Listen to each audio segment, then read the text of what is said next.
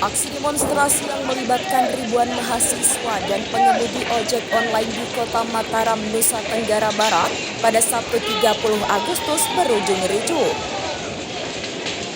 Gedung DPRD NTB dilaporkan terbakar setelah massa berhasil merangsek masuk dan menduduki halaman gedung.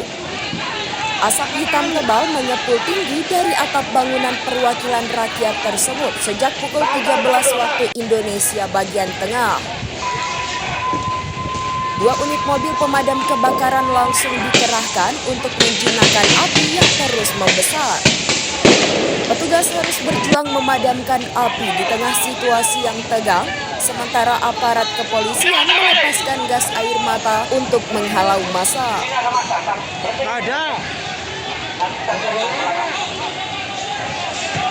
Download Tribun X sekarang, menghadirkan lokal menjadi Indonesia.